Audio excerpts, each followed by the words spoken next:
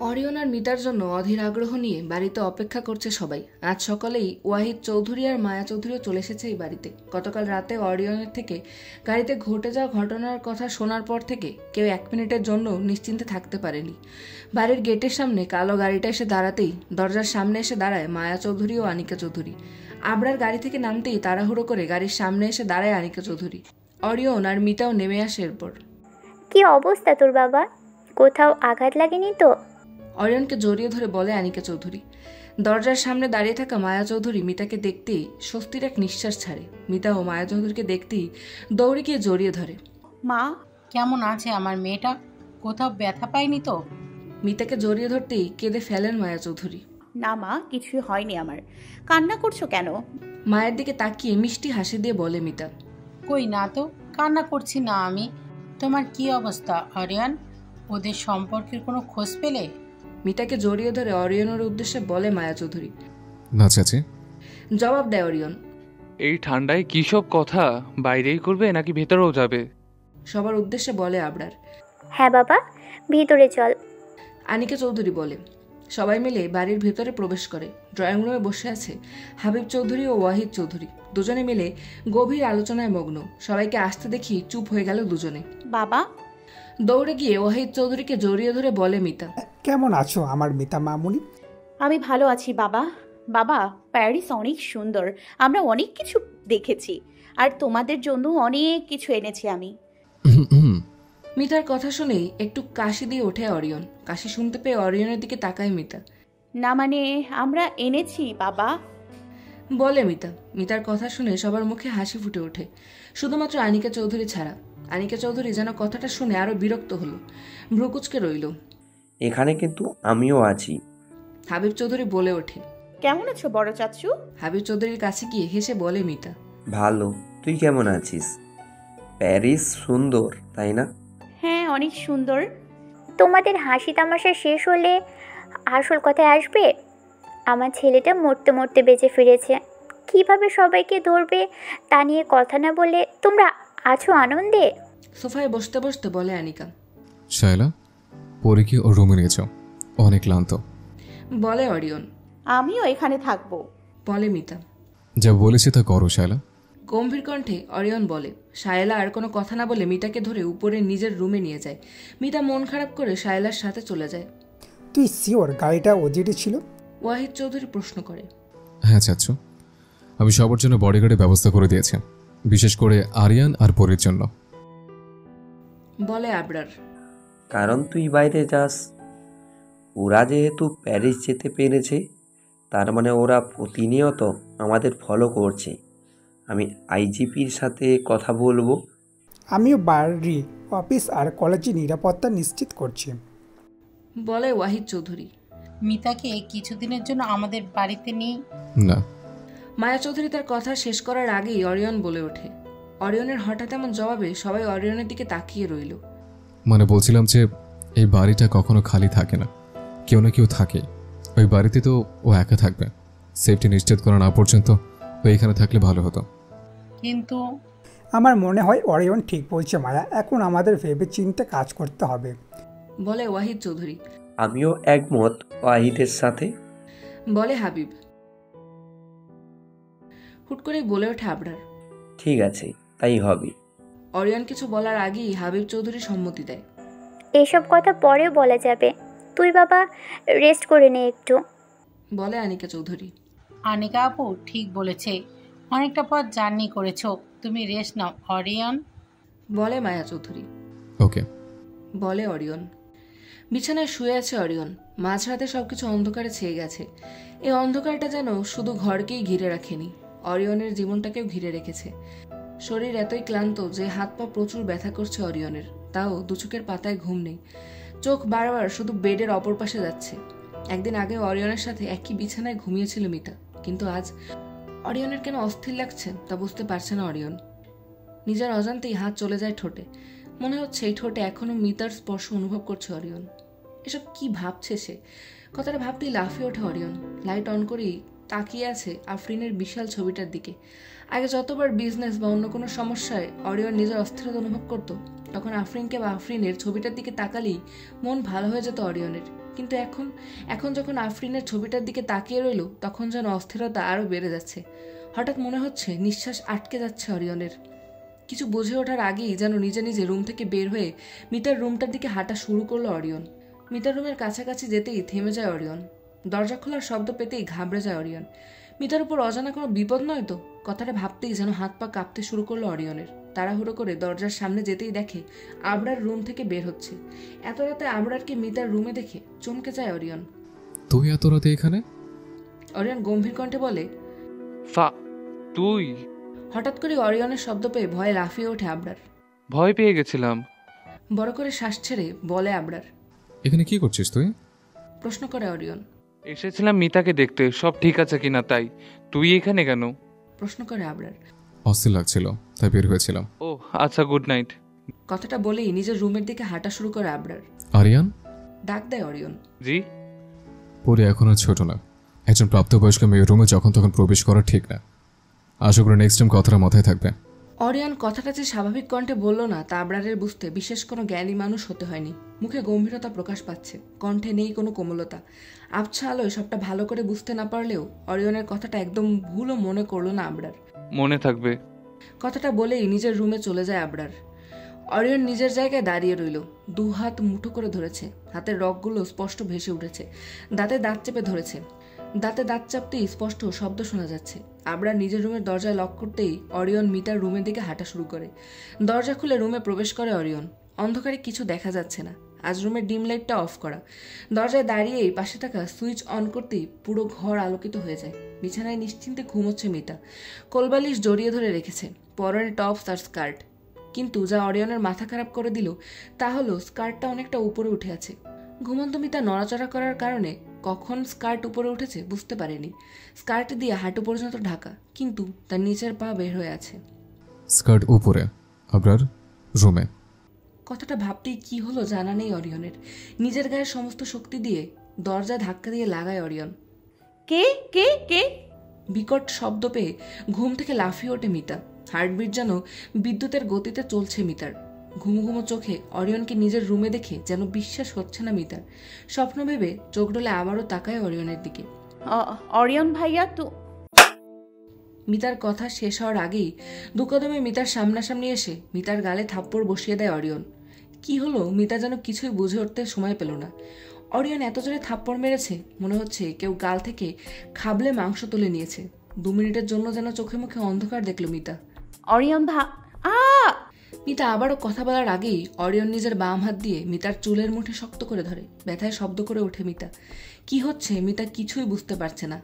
গালের ব্যথা অনুভব করার আগেই যেন মাথায় প্রচণ্ড ব্যথা অনুভব করছে। এত জোরে চুল টেনে ধরেছে মনে হচ্ছে চামড়া সব ছিঁড়ে আসবে চুল। অরিয়ন চুল ধরেই মিতার মুখ নিজের কাছাকাছি নিয়ে আসে। হোর হতে মন চেয়েছে তোর, তাই না? দাঁতে দাঁত চেপে বলে অরিয়ন। অরিয়ন ভাইয়া। অরিয়নের কথা শুনেই রাগ উঠে যায় মিতার। একে তো কোনো কথা ছাড়াই গায়ে হাত তুলেছে, তার উপর কি সব আজে বাজে কথা বলছে। কি গায়ে লাগছে? হোরদের মতো দরজা খুলে ঘুমাস যেন যে কেউ এসে একবার তোকে দেখে যেতে পারে। মিতার চুল আরো জোরে টেনে ধরে বলে অরিয়ন। কথা সাবধানে বলবে। অরিয়নের চোখের দিকে তাকিয়ে রেগে গিয়ে বলে মিতা। দু চোখে যেন আগুন ঝরছে মিতার। শরীর দেখানো অনেক শখ হয়েছে, তাই না? কি সব আজে বাজে বলছো তুমি? মিতার চোখের কোণে পানি জমতে শুরু করেছে। নিজের হাত দিয়ে অরিয়নের হাত থেকে চুল ছাড়ানোর চেষ্টা করে। ছাড়ো, লাগছে আমার। আমার অ্যাটেনশন না পেয়ে এখন আরিয়ানের পেছনে লেগেছিস? কথাটা ভাবতেই যেন অরিয়নের মাথায় রক্ত উঠে যাচ্ছে। মাথা ঠিক মতো কাজ করছে না, বারবার শুধু মিতাকে শাস্তি দিতে মন চাচ্ছে। কি ব্যথা পাচ্ছি আমি অরিয়ন ভাইয়া। তুমি যা ভাবছো তেমন কিছুই না, ছাড়ো আমাকে। চোখ দিয়ে পানি গড়িয়ে পড়তে শুরু করেছে মিতার। তুই কবে থেকে এমন হয়ে গেলি পরি? মিতার দিকে তাকিয়ে প্রশ্ন করে অরিয়ন। আমি আবার কেমন হয়ে গেলাম অরিয়ন ভাই? চুপ, তোর মুখ দিয়ে আরিয়ানের নাম নিবি না। গম্ভীর কণ্ঠে বলে অরিয়ন। কি করেছি আমি? এরকম করছো কেন? কাঁদতে কাঁদতে বলে মিতা। কি করেছিস তুই? You are behaving like a fucking whore. চেঁচিয়ে বলে ওঠে অরিয়ন। শরীর দেখাবি তাই তো? দেখি, দেখা আমাকে। কথাটা বলেই মিতার চুল ছেড়ে দেয় অরিয়ন। অরিয়ন চুল থেকে হাত সরাতেই মিতা নিজের হাত নিয়ে মাথায় ঘষতে থাকে, ব্যথা কিছুটা কমানোর জন্য।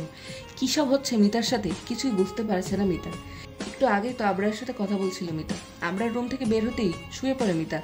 বারবার ঝিমোচ্ছিল বলেই আবরার চলে যায়। বিছানার শুতেই চোখ লেগে যায় মিতার। এত জার্নি করায় প্রচুর ক্লান্ত ছিল। মিতার রুহু কেঁপে উঠল যখন অরিয়নের হাত মিতার স্কার্ট গিয়ে স্পর্শ করলো।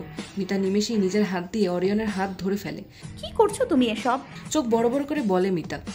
সরে দেখছে। মিতার দিকে তাকিয়ে রেগে বলে অরিয়ন। কথাটা বলেই স্কার্ট উপরে তুলতে নিতেই মিতা তার টেনে ধরে। তুমি কি পাগল হয়ে গেছো? ছাড়ো বলছি। স্কার্ট ধরে টানতে টানতে বলে মিতা। তোর ইচ্ছেটা পূরণ করছে, আমার অ্যাটেনশন পাচ্ছিস। মিতা স্কার্ট টানতে টানতে বলে অরিয়ন। কি সব বাজে বাজে বলছো তুমি? ছাড়ো বলছি। অরিয়ন অনুরোধের সুরে বলে মিতা। কি দরকার এত অভিনয় করার পরই?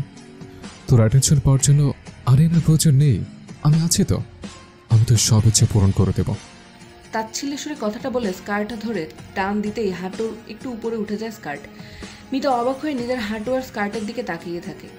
এখন যখন মিতার হাঁটু বের হয়ে আছে তখন যেন অরিয়নও নিজের জায়গায় পাথর হয়ে রইল। কি করছিল তা যেন মাথায় এতক্ষণে ঢুকলো। পরি, অরিয়নের কথা বলার আগেই থাপ্পড় মারে মিতা। যদিও মিতার ছোট্ট হাতের থাপ্পড়টা অরিয়নের কাছে কিছুর মতোই লাগলো না, তার রাগে ফুঁসতে লাগলো অরিয়ন। মিতার দিকে রাগান্বিত চোখে তাকাতেই মিতা ভয়ে নিজের মুখ চেপে ধরে হাত দিয়ে বিছানার এক কোণায় চলে যায়। গুটি মেরে বসে থাকে। অরিয়নের গায়ে হাত তুলেছে তা যেন নিজেরই বিশ্বাস হচ্ছে না মিতার। সরি সরি সরি, আমি মরতে চাইনি। তুমি তুমি তুমি কাপড় হাঁটু উপরে। Sorry sorry. মিতা ভয়ে ভয়ে আবল তাবল বলতে লাগলো। অরিয়নকে দেখে মনে হচ্ছে এক্ষুনি আবারও এসে চড় মারবে মিতাকে। তখনের চরে এতটা ব্যথা পেয়েছে যে ভয়ে কাঁপছে মিতা। এখন তো অরিয়নের গায়ে হাত তুলেছে, এখন কি হবে তা ভাবতেই আরো বেশি কাঁপছে মিতা। সরি সরি সরি বারবার বলে যাচ্ছে মিতা। অরিয়ন নিজের জায়গায় তাকিয়ে কাঁপতে থাকা মিতাকে দেখছে। অরিয়নের পরই অরিয়নকে দেখে এভাবে কাঁপতে থাকবে তা যেন কল্পনাও করেনি অরিয়ন। নিজের হাতের দিকে তাকিয়ে রইল। মিতার গায়ে কোনোদিন একটা টোকাও দিতে দেয়নি অরিয়ন, আর সেই অরিয়ন নিজেই মিতার গায়ে হাত তুলেছে। কারণ এক অজানা ভয় পরি অন্য কারো হয়ে গেলে। সবসময় আফরিনকে ছাড় দেওয়া, বন্ধুদের সাথে ঘুরতে দেওয়া অরিয়ন কবে থেকে এমন হয়ে গেল? ওয়েস্টার্ন ড্রেস আফরিন সবসময় পরে এসেছে, অরিয়নের তো কখনো এমন লাগেনি। তাহলে সামান্য একটু পা অন্য কেউ দেখেছে ভাবতেই সবকিছু কেন চুরমার হয়ে গেল অরিয়নের? অরিয়ন আর কিছু না বলেই মিতার রুম থেকে বেরিয়ে পড়ে। বিছানায় বসে থাকা মিতা অরিয়নকে রুম থেকে বের হতে দেখি যেন স্বস্তির নিঃশ্বাস ছাড়ল। কাঁপা কাঁপা শরীরে দৌড়ে গিয়ে দরজা লক করে। দরজা লক করতেই মাটিতে বসে পড়ে মিতা, কান্নায় ভেঙে পড়ে। কি হয়েছে, কি জন্য অরিয়ন এমন করলো তা কিছুই জানে না মিতা। কিন্তু যা মিতা জানে তা হলো অরিয়নের এই ভয়ানক রূপ। যেই ভয়ানক রূপ মিতা কখনো আগে দেখেনি, যে রূপ দেখলে মিতা কখনোই অরিয়নকে ভালোবাসতো না। আজ শুক্রবার, পুরো বাড়ি জুড়ে সবাই ঘুমোতে ব্যস্ত। 9টা বেজে গেলেও বাড়ির কাজের লোক ছাড়া কেউই এখনো ঘুম থেকে ওঠেনি। বিছানার উপর বসে আছে আনিকা চৌধুরী। অ্যালবামে অরিয়ন আর আবরারের ছোটবেলার ছবি থেকে এখনের ছবি পর্যন্ত দেখা যাচ্ছে। আনিকা চৌধুরীর পাশেই গভীর ঘুমে আচ্ছন্ন হাবিব চৌধুরী। আনিকা চৌধুরী অ্যালবামটা ড্রয়ারে রেখে নিজের কাঁপা কাঁপা হাতে হাবিব চৌধুরীর বালিশের নিচে হাত দেয়। একটু পরে হাতে করে নিয়ে আসে একগোছা চাবি। ধীরে ধীরে আলমারির কাছে গিয়ে হাবিব চৌধুরীর লক করা ড্রয়ার খুলতে চাবি প্রবেশ করে। আনিকা, পেছন থেকে বলে ওঠে হাবিব চৌধুরী। হঠাৎ করেই হাবিব চৌধুরীর কণ্ঠ শুনে লাফিয়ে ওঠে আনিকা চৌধুরী। পরক্ষণেই চোখে পানি চলে আসে। মনে মনে সৃষ্টিকর্তার কাছে বলতে থাকে, কেন আর কিছুক্ষণ ঘুমোতে পারলো না হাবিব? চাবি হাতে নিয়ে হাবিব চৌধুরীর দিকে ফেরে আনিকা চৌধুরী। চোখের কোণে পানি জমেছে। চোখ তুলে হাবিব চৌধুরীর দিকে তাকিয়ে অনুরোধের দৃষ্টিতে কিছু বোঝাতে চাইল। হাবিব চৌধুরী বিছানা থেকে উঠে ধীরে ধীরে আনিকা চৌধুরীর সামনে এসে দাঁড়ায়। নিজের হাত দিয়ে আনিকা চৌধুরীর হাত থেকে চাবিটা নিতেই চোখ দিয়ে পানি পড়তে শুরু করলো আনিকা চৌধুরীর। অতীত ভুলে যাও আনিকা। আনিকা চৌধুরীকে জড়িয়ে ধরে বলে হাবিব চৌধুরী। হাবিব চৌধুরী জড়িয়ে ধরতেই হাউমাউ করে কাঁদতে লাগলেন আনিকা চৌধুরী। সকাল 10টা। ডাইনিং টেবিলে সবার জন্য নাস্তা রেডি করে রেখেছে শায়লা। হাবিব চৌধুরী সোফায় বসে নিউজ পেপার পড়ছেন। ওয়াহিদ চৌধুরী পাশে বসে চা খাচ্ছেন আর বড় ভাইয়ের সাথে মাঝে মধ্যে দেশের বর্তমান অবস্থা নিয়ে কথা বলছেন। মায়া চৌধুরী আর আনিকা চৌধুরী ডাইনিং টেবিলে বসে চা খেতে খেতে গল্প করছেন। আবরার টেবিলের সামনে গিয়ে চেয়ার টেনে বসে বলে, শাইলা, আমাকে নাস্তা দেও। একটু অপেক্ষা কর, অরিয়ন আসছে, এরপর একসাথে নাস্তা করিস, বলে আনিকা চৌধুরী। ও হো মা, তোমার রাজপুত্রের জন্য এখন নাস্তাও খাওয়া যাবে না। তো মহারাজ আসবে কখন? বড় ভাইয়ের সাথে কিভাবে কথা বলতে হয় তা কি ভুলে গেছিস আরিয়ান? সোফা থেকে গম্ভীর কণ্ঠে বলে ওঠে হাবিব চৌধুরী। ওহ হাবিব, তুমি একটু বেশি বাড়াবাড়ি করো, বলে আনিকা চৌধুরী। ঠিক ভাইয়া, আপনি কিন্তু ঠিক এভাবেই ওয়াহিদের সাথে লেগে থাকবেন। কথাটা বলেই হেসে ফেলে মায়া চৌধুরী। মায়া চৌধুরীর কথায় সকলেই হেসে ফেলল। শাইলা, মিতাকে ডেকে আনো। বলে মায়া চৌধুরী। ড্রয়িং রুমে ঢুকতেই মুখে হাসি ফুটিয়ে বলে মিতা। মিতার পরনে আজ সাদা রঙের কামিজ, চুল ডান পাশে এনে নিজের গাল লুকিয়ে রেখেছে। হাসতে হাসতে মায়া চৌধুরীর পাশে গিয়ে বসে মিতা। Good morning everyone. বলে মিতা। Good morning. সকলেই জবাব দেয়। খুব খিদে পেয়েছে মা, কি আছে তাড়াতাড়ি দাও। একটু বেশি আগ্রহ নিয়ে বলল মিতা। সকাল সকাল বিনা কারণে মিতাকে এতটা প্রফুল্ল দেখে মায়া চৌধুরীর মনটা কেন কেমন করে উঠল। সবকিছু ঠিক মনে হচ্ছে না মায়া চৌধুরীর। মিতার দিকে ভালো করে তাকিয়ে রইল। সবসময় বড় চুল নিয়ে বিরক্ত হও মিতা আজ সকাল সকাল কেন চুল খুলে রেখেছে তাও বুঝতে পারছে না মায়া চৌধুরী। Good morning. এই তো অরিয়ন চলে এসেছে, চলো চলো নাস্তা করা শুরু করা যাক। সকলে ডাইনিং টেবিলের কাছে চলে আসতেই মিতা নিজের চেয়ার থেকে উঠে গিয়ে ওয়াহিদ চৌধুরীকে জায়গা দেয়। নিজে গিয়ে বসে পড়ে তার চেয়ারে। মিতার মুখোমুখি বসেছে আবরার, আর আবরারের ডান পাশের সিট খালি রাখা অরিয়নের জন্য। অরিয়ন যত টেবিলের দিকে এগোচ্ছে মিতার ভয় যেন ক্রমাগত ততই বেড়ে চলেছে। না চাইতেও হাত পা কাঁপছে মিতার। নার্ভাসনেসের কারণে অনবরত পা নাচিয়ে যাচ্ছে মিতা। আর চোখে অরিয়নের দিকে তাকাতেই দেখতে পায় কফি কালারের একটা টি শার্ট আর সাদা ট্রাউজার পরা, বাম হাত ট্রাউজারের পকেটে ঢুকোনো, আর ডান হাত দেখতেই যেন অবাক হলো মিতা। ডান হাতে ব্যান্ডেজ করা। গত রাতে তো ঠিক ছিল, মনে মনে ভাবে মিতা। অরিয়ন আবরারের পাশের চেয়ারে বসতেই নজর যায় মিতার দিকে। মিতা নিচের দিকে তাকিয়ে আছে। মনে হচ্ছে উপরের দিকে তাকালেই হয়তো কেউ তাকে শাস্তি দেবে। কারণটা ভালোই জানে অরিয়ন। নিজের অজান্তেই ডান হাত মুঠো করে ধরে অরিয়ন। সবাই নাস্তা খাওয়া শুরু করতেই লক্ষ্য করে অরিয়নের হাতের ব্যান্ডেজ। হাত কাটলো কিভাবে? ওনাকে নিয়ে কোথায় যাচ্ছ শায়লা? শায়লার সাথে একজন লোক দেখে প্রশ্ন করে ওয়াহিদ চৌধুরী। ওরিয়ন স্যারের রুমে বেসিনের আয়নাটা ভেঙে গেছে তা ঠিক করাতে। জবাব দেয় শায়লা। আয়না ভাঙলো কিভাবে? আর হাত কাটলো কিভাবে? প্রশ্ন করতে থাকে আনিকা চৌধুরী। পা পেছলে পড়ে যেতে নিয়েছিলাম, আয়না ধরতেই ভেঙে হাত কেটে গেছে। জবাব দেয় অরিয়ন। কথাটা বলতে নিতেই বড় বড় চোখ করে আবরারের দিকে তাকায় অরিয়ন। চুপ হয়ে যায় আবরার। সকলেই কেমন যেন সন্দেহের চোখে অরিয়নের দিকে তাকিয়ে রইল। খাবার খেতে খেতেই অরিয়ন মিতার দিকে তাকালেও মিতা যেন একবারও চোখ তুলে উপরে তাকালো না। প্রতিনিয়ত ডান হাতে শক্তি প্রয়োগ করায় আবারও রক্ত বের হতে শুরু করেছে অরিয়নের হাত থেকে। তাও যেন অরিয়নের চোখ মিতার থেকে সরছে না। অরিয়ন, তোর হাত থেকে আবারও রক্ত বের হচ্ছে বাবা। ঘাবড়ে গিয়ে বলে আনিকা চৌধুরী। আমার খাওয়া শেষ। বলেই টেবিল থেকে উঠে চলে যায় অরিয়ন। আমি যাচ্ছি হাতে ব্যান্ডেজ করে দিতে। বলেই টেবিল থেকে উঠে যেতে নেয় আনিকা চৌধুরী। ওয়েট আনিকা। আনিকা চৌধুরীর হাত ধরে বলে হাবিব চৌধুরী। এসব কাজ আরিয়ানের স্ত্রীর। আবারও বলে হাবিব চৌধুরী। হাবিব চৌধুরীর কথা শুনে কাশতে থাকে মিতা। আমি কেন? আমতা আমতা করে বলে ওঠে মিতা। কারণ তুই ওর ওয়াইফ। হাবিব, তুমি বেশি বাড়াবাড়ি করছো। অরিয়ন আমার ছেলে, ওর উপর আমার অধিকার আছে। আনিকা চৌধুরী রেগে বলে। হাবিব ভাইয়া আমাকে যেতে দিন। বলে মায়া চৌধুরী। সব জায়গায় এখন আর আনিকা থাকতে পারবে না, তা বুঝতে হবে ওকে। মায়া, মিতা নিজের দায়িত্ব পালন কর, যা। বলে হাবিব চৌধুরী। আনিকা চৌধুরী আর কোনো কথা না বলে মিতার দিকে ঘৃণার চোখে তাকিয়ে রইল। অরিয়নের রুমের দরজার সামনে ফার্স্ট এইড কিট নিয়ে দাঁড়িয়ে আছে মিতা। মিতার চোখের সামনে শুধু গতকাল রাতের ঘটনা ঘুরছে। অরিয়নকে এমনভাবে কোনোদিনও ভয় পাবে মিতা তা নিজের যেন বিশ্বাস হচ্ছে না। নিজের অজান্তেই হাত গিয়ে মিতার ডান গাল স্পর্শ করে। ব্যথা অনুভব করতেই হাত সরিয়ে নেয় মিতা। রুমের মধ্যে শায়লা আর মিস্ত্রি আছে ভাবতেই কিছুটা হাঁপ ছাড়ে মিতা। শায়লা আপু আর বাকিদের সামনে কিছু করতে পারবে না, তারা থাকতে থাকতেই ব্যান্ডেজ করে চলে আসবো। মনে মনে ভাবে মিতা। আস্তে করে দরজা খুলে ভিতরে প্রবেশ করে মিতা। অরিয়ন বিছানায় বসে আছে। শায়লা ওয়াশরুমের দরজার সামনে দাঁড়িয়ে মিস্ত্রি ঠিকমতো কাজ করছে কিনা তা দেখছে। মিতা রুমে প্রবেশ করতেই অরিয়ন মিতার দিকে তাকায়। মিতার দিকে তাকাতেই মিতা নিচের দিকে তাকিয়ে থাকে। হাত পা যেন ঠান্ডা হয়ে আসছে মিতার। ধীরে ধীরে মিতা অরিয়নের একটু কাছাকাছি গিয়ে দাঁড়ায়। অরিয়নের নজর মিতার থেকে সরছেই না। চুলগুলো দিয়ে এখনো ডান গালটা ঢাকা। তার কারণ ভালোই জানে অরিয়ন। হঠাৎ করেই নিজের উপর যেন প্রচন্ড রাগ হচ্ছে অরিয়নের। বড় চাচু পাঠিয়েছে। ধীর কণ্ঠে আমতা আমতা করে বলে মিতা। অপেক্ষা কর। জবাব দেয় অরিয়ন। অরিয়নের কথা শুনে যেন দম বন্ধ হয়ে আসলো মিতার। বড় বড় চোখে একবার অরিয়ন ও একবার শায়লার দিকে তাকালো। আমার পড়া আছে, বেশিক্ষণ লাগবে না তো, এখন করে দেই। একটু এগিয়ে গিয়ে বলে মিতা। মিতার কণ্ঠে যেন ডেসপারেশন ছাড়া আর কিছুই প্রকাশ পাচ্ছে না। I said wait. গম্ভীর কণ্ঠে বলে অরিয়ন। মিতার ভয়ে কান্না পাচ্ছে খুব। কেন ওর সাথে এমন হয় ভেবে পাচ্ছে না। একদিকে আনিকা চৌধুরী, যার ঘৃণা ভরা দৃষ্টি প্রতিনিয়ত মিতাকে কষ্ট দেয়, তার উপর এখন অরিয়নের এই পরিবর্তন। বলে শায়লা, যাওয়ার সময় দরজা লাগিয়ে দিয়েছ।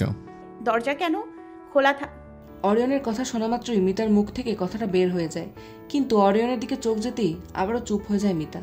শায়লা রুম থেকে বের হওয়ার সময় দরজা বন্ধ করে দিয়ে যায়। মিতা নিজের জায়গায় স্থির হয়ে দাঁড়িয়ে রইল। ভয়ে নিজের ঠোঁট কামড়ে ধরেছে মিতা। ব্যান্ডেজ কি করবি নাকি দাঁড়িয়ে থাকবে? মিতাকে নিজের জায়গা থেকে নড়তে না দেখে বলে অরিয়ন। অরিয়নের কথা শুনেই তড়িঘড়ি করে বিছানায় বসে পড়ে মিতা। বক্স খুলে তুলো, স্যাভলন যাবতীয় জিনিস বের করে নেয়। কেচি দিয়ে ব্যান্ডেজ কেটে ধীরে ধীরে খুলতে থাকে মিতা। মিতার নজর যেন অরিয়নের হাত থেকে অন্য কোথাও যাচ্ছে না। অরিয়ন মিতার দিকে এক নজরে তাকিয়ে আছে। মিতা খুব সাবধানে কাজ করছে, যেন একটু ভুল হলেই অনেক বড় মাসুল দিতে হবে মিতাকে। কাজ করতে থাকা মিতার হাত যে অনবরত কাঁপছে তা খেয়াল করতেই বুকের মধ্যে কেমন করতে লাগলো অরিয়নের। নিজের বাম হাতে এগিয়ে দিতেই মিতা ভয়ে পিছিয়ে পড়ে। অরিয়নকে হাত বাড়াতে দেখে আবারও চড় মারবে ভেবে ভয়ে পিছিয়ে পড়ে মিতা। অরিয়ন অজানা এক দৃষ্টিতে মিতার দিকে তাকিয়ে নিজের হাত বাড়িয়ে দিয়ে মিতার গাল থেকে চুল সরিয়ে কানের পিছনে গুঁজে দেয়। হাতের উল্টো পাশ দিয়ে মিতার গালে স্পর্শ করে অরিয়ন। তারপরে ডাকটা বারবার স্পর্শ করতে থাকে অরিয়ন। মিতার শরীরে দেওয়া অরিয়নের দাগ দেখে কখনো এমন লাগেনি অরিয়নের। সেই দাগগুলো যেন মিতার প্রতি এক অধিকার বোধ প্রকাশ করত। কিন্তু গালের এই দাগ বড্ড বেমানান লাগছে মিতার শরীরে। তার থেকেও বেশি নিজের প্রতি রাগ হচ্ছে অরিয়নের। গতকাল রাতে নিজের রুমে এসে রাগে আয়নায় একের পর এক ঘুষি মারতেই হাত ক্ষতবিক্ষত হয়ে যায় অরিয়নের। সেই ব্যথাটা যেন কিছুই মনে হচ্ছে না অরিয়নের। ইচ্ছে করছে এই হাতটাই কেটে ফেলতে, যে হাত মিতার গায়ে উঠেছে। তুই বলেছিলি। হুট করে বলে ওঠে অরিয়ন। অরিয়নের অর্ধেক কথা শুনে অরিয়নের দিকে ভয়ে ভয়ে তাকায় মিতা। তুই বলেছিলি তুই আমাকে ভালোবাসিস। সত্যি ভালোবাসিস? প্রশ্ন করে অরিয়ন। এতদিন পর অরিয়ন কেন এই কথা উঠালো তা মাথায় ঢুকছে না মিতার। হ্যাঁ, মিতা অরিয়নের এই রূপকে অপছন্দ করে, ঘৃণাও করে হয়তো। তবে ভালোবাসা ভালো তো মিতা সেই মিষ্টি অরিয়নকে বাসে, যার জন্য মিতার অনুভূতি একটু পরিবর্তন হয়নি। মিতা মুখে কিছু না বলেই মাথা নাড়িয়ে হ্যাঁ বোঝায়। কথাটা ভুলে যাবে না তো? আবারও প্রশ্ন করে অরিয়ন। এবার মাথা নাড়িয়ে না বোঝায়। অরিয়ন আর কোনো কথা বলল না, চুপ করে রইল। মিতাও নিজের কাজে মন দিল। হাতে ব্যান্ডেজ করা হলে আস্তে করে উঠে যায়। পরে মিতা দরজার কাছাকাছি যেতেই ডাক দেয় অরিয়ন। অরিয়নের ডাক শুনে ফিরে তাকায় মিতা। অরিয়ন নিচে ফ্লোরের দিকে তাকিয়ে আছে। I am so sorry love, গতকাল রাতে যা হয়েছে তার জন্য। কেমন যেন এক করুণ সুরে বলে উঠল অরিয়ন। অরিয়নের এই জিনিসটা সব থেকে বেশি কষ্ট দেয় মিতাকে। এই অসহায়ত্বতা। নিজের আইডল, নিজের সব থেকে পছন্দের মানুষকে এভাবে ভেঙে পড়তে দেখলে হয়তো মনের মধ্যে সব তছনছ হয়ে যায়। অরিয়নের কণ্ঠ ঠিক এমনটাই শোনা গিয়েছিল আফরিন চলে যাওয়াতে। মিতার চোখের কোণে যেন পানি নিজে নিজেই চলে আসলো। আর কোনো কথা না বলেই রুম থেকে বেরিয়ে যায় মিতা। ভালোবাসলে কেন এত কষ্ট পেতে হবে? কষ্টই যদি পেতে হবে তাহলে ভালোবাসা না থাকলেই কি হতো? প্রশ্ন জাগে মিতার মনে। 3 মাস পর, সেদিনের পর থেকে অরিয়ন নিজেকে কাজে এতটাই ব্যস্ত করে দিল যে একে অপরের সাথে দিনে 2-1 বার দেখা হয়। মিতাও নিজের পড়ার দিকে মন দিয়েছে। কিছুদিন পরেই ইন্টারমিডিয়েট পরীক্ষা শুরু হবে মিতার। সেদিনের পর থেকে মিতা আর একদিনও দরজা খোলা রেখে ঘুমায়নি। আবরার আর 2 জন বডিগার্ড মিতাকে সাথে করে কলেজে নিয়ে যায় আর নিয়ে আসে। বাংলা ব্যাকরণ কিছু শেষ করতে পেরেছিস? আমার তো কিছু মাথায় ঢুকছে না। এখন মনে হচ্ছে ইংলিশ গ্রামার থেকে বাংলা গ্রামার বেশি কঠিন। পড়ার টেবিলে বসে ফোনে কথা বলছিল মিতা। আমি কি স্যার বাংলার জন্য রেখেছি? আমি তোরে। মিতার কথা শেষ হওয়ার আগেই বিকট শব্দ শুনতেই দূরে ছিটকে পড়ে মিতা। জ্ঞান হারানোর আগে চোখের সামনে দেখতে পায় শুধু আগুন আর আগুন। মিটমিট করে চোখ খোলে মিতা। মাথা আর শরীরে প্রচন্ড ব্যথা অনুভব করছে, ভালো করে নড়তেও পারছে না। মিতা, মা আমার, কেমন লাগছে তোর এখন? খারাপ লাগছে কোনো? কি হয়েছে বল আমাকে। মিতাকে চোখ খুলতে দেখি বলতে থাকে মায়া চৌধুরী। প্রচন্ড ব্যথা। কোনো মতে জবাব দেয় মিতা। ব্যথা কমে যাবে খুব তাড়াতাড়ি, বেশি কিছু হতে পারেনি। ভাগ্যিস অরিয়ন তখন নিজের রুমে ছিল আর শব্দ পেয়ে দৌড়ে তোর রুমে গিয়েছিল। কি হয়েছিল?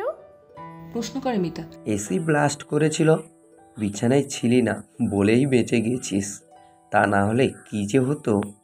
মিতার সামনে আস্তে আস্তে বলে হাবিব চৌধুরী।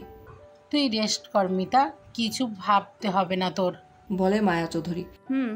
জবাব দেয় মিতা। বিছানায় শুয়ে থাকলেও ঘুম আসছে না মিতার। রুমের দিকে তাকাতেই চিনতে পারলো সাথে সাথে আবরারের রুমে শুয়ে আছে মিতা। আবরা যদি না থাকতো তাহলে আজ হয়তো মিতাও বেঁচে থাকতে পারতো না। অথচ রুমের কোথাও আবরারকে দেখতে পাচ্ছে না মিতা। পরি পরি দরজা খুলেই রুমের মধ্যে প্রবেশ করে অরিয়ন। টাই আর শার্টের বাটন খোলা, যেভাবে নিঃশ্বাস নিচ্ছে মনে হচ্ছে দৌড়ে এসেছে এখানে। দৌড়ে গিয়ে বিছানায় বসেই মিতার শরীর পরীক্ষা করতে থাকে, কোথায় কোথায় ব্যথা পেয়েছে তা দেখার জন্য। কোথায় আঘাত পেয়েছিস? বেশি খারাপ লাগছে? এসে দেখি সমস্যা ছিল?